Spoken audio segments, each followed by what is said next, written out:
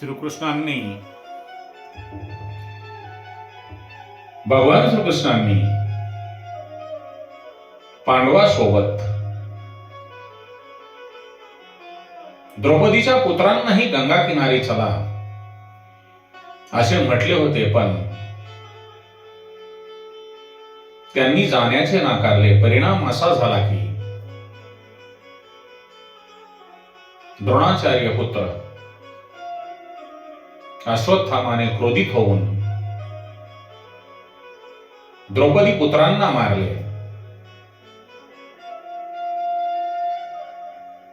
हे दुःख जेव्हा द्रौपदीला समजले तेव्हा ती अश्रू ढाळू लागली. पण आज भगवान श्रीकृष्णांना तिची दया आली नाही. द्रौपदीचे अश्रू भगवान श्रीकृष्णांना पाहुले असतील का? परंतु सर्व प्रकारे सुखी असणे जीवास योग्य नाही.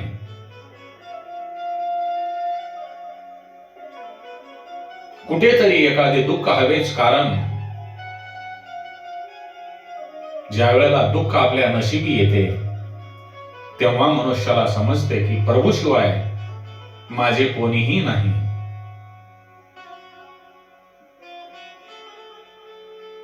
भगवान श्रीकृष्णांच्या कृपेने पांडवांना सुख प्राप्त झाले. पृथ्वीचे राज्य मिळाले, संतती संपत्ती सर्व काही विपुल होते. यामुळे पांडवांना गर्व होईल आणि त्यांचे पतन होईल असे होऊ नये. या शुभ हेतूनेच भगवान श्रीकृष्ण निष्ठुर झाले असतील.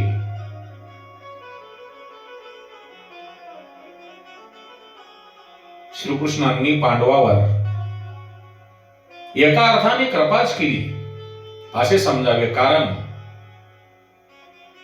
आपणही देवाकडे दुःख मागावे. त्या दुःखामध्येच आपण परमेश्वराचे नाम संकीर्तन करतो, देवाचा धावा करतो. अश्वत्थामाने द्रौपदीच्या 5 पुत्रांना मारल्याची वार्ता अर्जुनाला कळाल्यानंतर तो फार दुःखी झाला. त्याने अश्वत्थाम्याला मारण्याची प्रतिज्ञा केली. त्याने अश्वत्थाम्याला बांधून द्रौपदी समोर आणून उभे केले. घराच्या अंगणामध्ये द्रौपदी अश्रू ढाळत बसली होती. अश्वत्थाम्याला बांधलेल्या स्थितीमध्ये पाहून द्रौपदीच्या मनामध्ये विचार आला.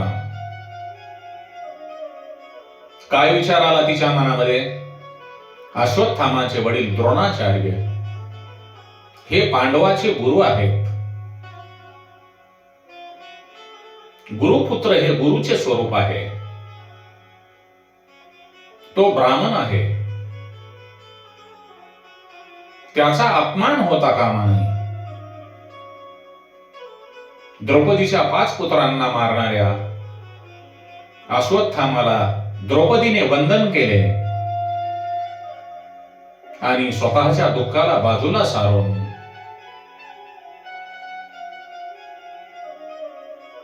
गुरुपुत्राला मान देण्यासाठी द्रौपदीने अश्वत्थाम्याला वंदन केले. हे नीतिमूल्य किती श्रेष्ठ आहे. अश्वत्थामा हा द्रौपदीचा साधा वैरी नव्हता. तिच्या 5 मुलांना मारणारा तो वैरी होता.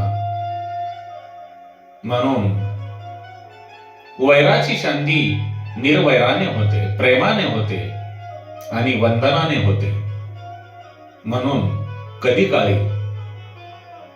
शत्रूलाही वंदन करावे. तुमच्या घराच्या अंगणात जर वैरी आला, तुमचा दुश्मन आला, तुमचा शत्रू आला, तर त्याला जय श्रीकृष्ण म्हणा.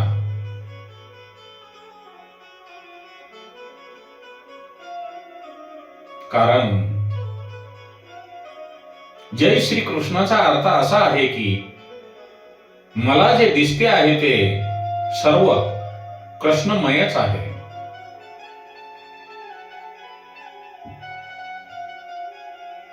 बांधून आणलेला अश्वत्थामा द्रौपदीचे हे निराळेच रूप पाहत होता. कारण वैराच्या बदल्यात तिने मला प्रेम दिले. द्रौपदी वंदनीय आहे, ती खरोखरच धन्य आहे. म्हणून ज्यांचा स्वभाव चांगला ते परमेश्वराला आवडतात. फक्त दिसायला सुंदर असेल आणि स्वभाव चांगला नसेल तर तो माणूस भगवंताला कसा आवडेल? सुंदर स्वभाव कसा बनतो? अपकाराची फेड उपकाराने केली की स्वभाव सुंदर बनतो. द्रौपदीने बंदिवान अश्वत्थामाला अंगणात पाहिल्यावर तिला त्याची दया आली. कारण तो गुरुपुत्र होता. म्हणून सर्वांनी आपल्या दारामध्ये गाय व ब्राह्मण पाहिल्यावर त्यांचा आदर करावा, हे तिचे संस्कार होते.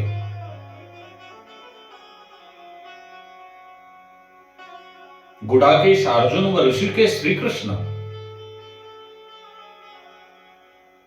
गुडाकेश अर्जुन आणि ऋषिकेश श्रीकृष्ण ही जोडी शरीर रथात आहे व इंद्रिय रूपी घोड्यांचा रथ. आपल्या शरीरातील जे इंद्रिय आहेत त्या इंद्रिय रूपी घोड्यांचा रथ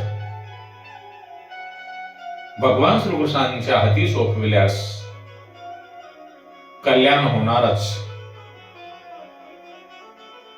युधिष्ठिर धर्म आहे, भीम बल आहे, सहदेव व नकुल बुद्धिवत ज्ञान आहेत आणि या 4 गुणांचा जो जीव आहे तो म्हणजे अर्जुन आहे. जेव्हा द्रौपदी सारखी दयाळू पत्नी लाभते तेव्हा हे 4 गुण शोभून दिसतात. आणि जो मनुष्य धर्माने वागतो त्या धर्माने वागणाऱ्या मनुष्यांचा सारथी परमेश्वर होतो. म्हणून आपण जीवन जगत असताना धर्माच्या मार्गावर चालण्याचा प्रयत्न करा, म्हणजे आपला सारथी परमेश्वर नक्कीच झाल्याशिवाय राहणार नाही.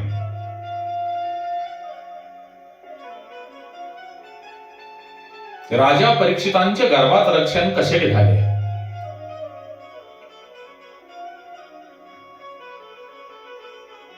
द्रौपदीने अश्वत्थामावर दया दाखवून त्यांना वाचविले, कारण की धर्माच्या मर्यादित राहिली. हे पाहून भीम आणि अर्जुनाला श्रीकृष्ण म्हणतात, अश्वत्थामावर दया करावी का?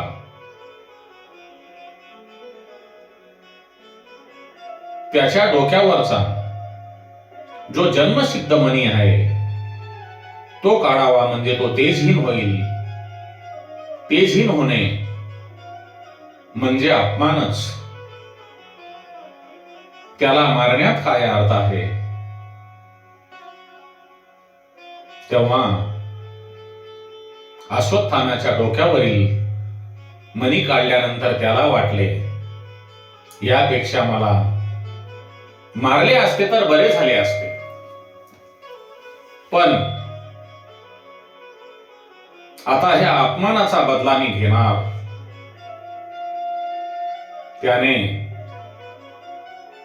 अभिमन्यूची पत्नी उत्तरा हिच्या पोटातील गर्भावर ब्रह्मास्त्र सोडले. उत्तरेच्या पोटातला गर्भ हा पांडवाचा वंशज होता. श्रीकृष्णांनी सुदर्शन चक्राने ब्रह्मास्त्रांचे निवारण केले. उत्तरेच्या पोटी जन्माला आलेल्या परीक्षित पुढे उत्तम श्रोता झाला. त्या परीक्षित राजांना सुखदेवांनी जे भागवत कथा अमृत पान आहे ते सांगितले, म्हणून राजा परीक्षित हा श्रोता झाला.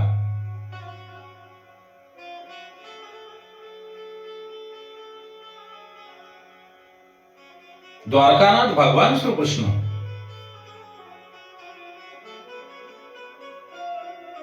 ज्या वेळेला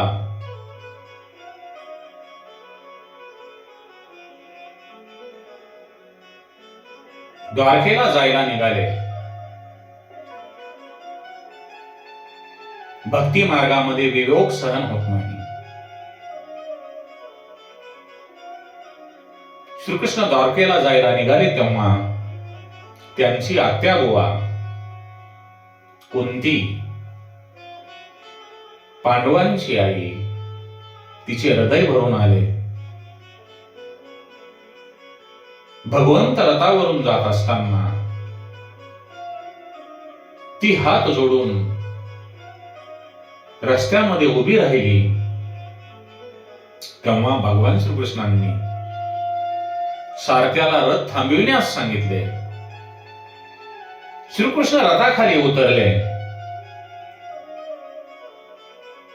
कुंती रोज श्रीकृष्णांना वंदन करी. तिचा तो रोजचा नियम होता. नेहमी कुंती प्रणाम करीत, पण आज भगवंत तिला प्रणाम करत होते. भगवान श्रीकृष्ण म्हणतात, तू मला वडील आहेस, तू मला वंदन करणे योग्य आहे का? कुंती म्हणते, हे श्रीकृष्णा, तू माझ्या भावाचा मुलगा आहेस असे मी आजपर्यंत समजत होते, पण आज मला समजले की तू ईश्वर आहेस. जे योगी लोक तुझे ध्यान करतात, कारण तू सर्वांचा पिता आहेस. भगवान श्रीकृष्णांची आत्तेबुवा कुंती, पांडवांची आई. कुंतीची भक्ती ही मर्यादा भक्ती आहे, साधन भक्ती आहे. तिची भक्ती दास्यमित्रित वात्सल्य भक्ती आहे. आणि दास्य भक्तीचे आचार्य हनुमानजी आहेत. दास्य भक्ती केल्याने भक्ताचे हृदय लीन होते. दास्य भक्तीमध्ये भगवंताच्या चरणावर दृष्टी स्थिर होते. भगवंताची आई यशोदा पुष्टी भक्त आहे. तिचा जो व्यवहार होता तो भक्तिमय होता. प्रेम लक्षणा भक्तीमध्ये व्यवहार आणि भक्ती हा भेद नसतो. प्रत्येक क्रिया भक्तिमय असते. पुष्टी भक्ती साध्य आहे. ती परमेश्वराला बांधू शकते. यशोदेमध्ये वात्सल्य भाव होता, त्यामुळे तिची दृष्टी भगवंताच्या मुखावर स्थिर झाली होती. कुंतीचा मर्यादा भक्तीचा मुख्य भाव वात्सल्य होता, म्हणून ती भगवान श्रीकृष्णांचे मुख निहाळीत होती. माझ्या भावाचा मुलगा हा वात्सल्य भाव आणि माझा भगवंत हा दास्य भाव. भगवंताचे चरण पाहून ती तृप्त होत नव्हती, म्हणून ती चेहरा पाहत होती आणि भगवंताची स्तुती करत होती. तू पद्मनाभ आहेस, तू कमळाची सुंदर माळ धारण केली आहेस. हे श्रीकृष्णा, तुझे नेत्र कमळासारखे आहेत. तुझ्या चरण कमलावर कमळाचे चिन्ह आहेत. हे कृष्णा, मी तुला वारंवार वंदन करते. भगवंताची स्तुती रोज सकाळी, दुपारी आणि रात्री झोपण्यापूर्वी अशी 3 वेळा करावी. भगवंताची स्तुती सुखातही करावी, दुखातही करावी, अंतकालीही भगवंताची स्तुती करावी. अर्जुन दुखामध्ये स्तुती करतो, कुंती सुखात स्तुती करते, भीष्म पितामह अंतकाली स्तुती करतात. सुखावसाने, दुखावसाने आणि देहावसाने नेहमी भगवंताची स्तुती करावी, म्हणजे आपल्या जीवनाचे कल्याण स्वतः भगवंत करतील, यात तीळ मात्र शंका नाही.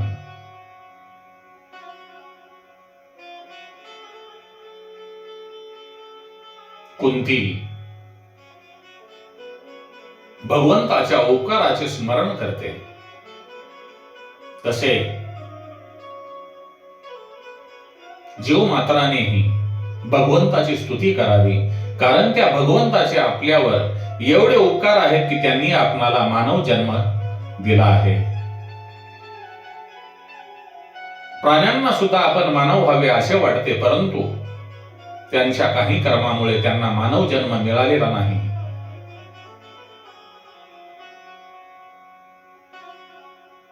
मनुष्य जन्म देऊन जीव मात्रावर आपल्याला मनुष्याचा जन्म देऊन भगवंताने आपल्यावर उपकार केले आहेत, हे तो जीव विसरतो. आपणाला मनुष्य जन्म मिळाला आहे, म्हणून आपण भगवंताचे उपकार कधीही विसरू नयेत. कोणी म्हणतो डॉक्टरांनी आजारातून वाचवले, औषधामध्ये वाचवण्याची शक्ती आहे, परंतु वाचवणारा खरा कोण?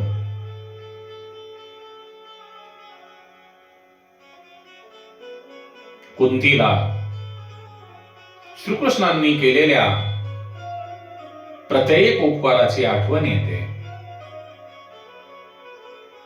कुंतींना भगवान श्रीकृष्ण सर्वस्व वाटतो. ती म्हणते, हे श्रीकृष्णा, जलाशिवाय नदी नाही. हे श्रीकृष्णा, जलाशिवाय नदी नाही, प्राणाशिवाय शरीर नाही, कुंकुवाशिवाय सौभाग्यवती स्त्री शोभत नाही. त्याप्रमाणेच श्रीकृष्णाशिवाय पांडवांना काहीच महत्व नाही.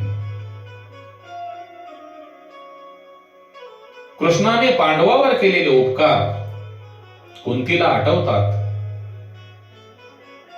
लाडवामधून झालेल्या विष प्रयोगातून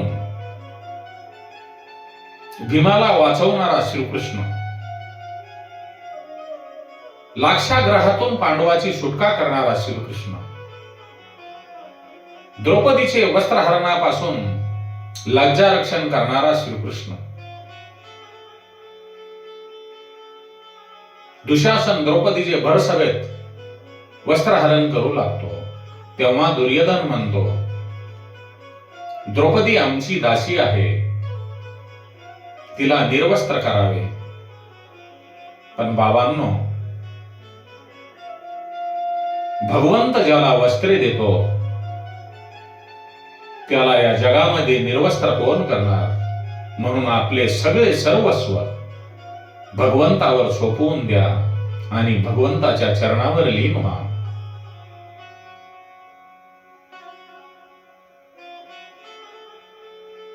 असे अनुभव आपण आपल्या आयुष्यामध्ये अनेक वेळा घेत असतो.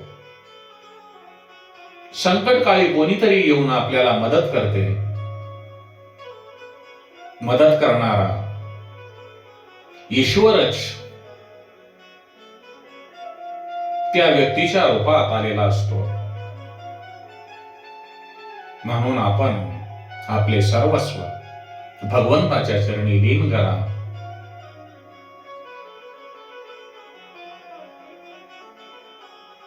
म्हणजे आपले जीवन सुरळीत होईल आणि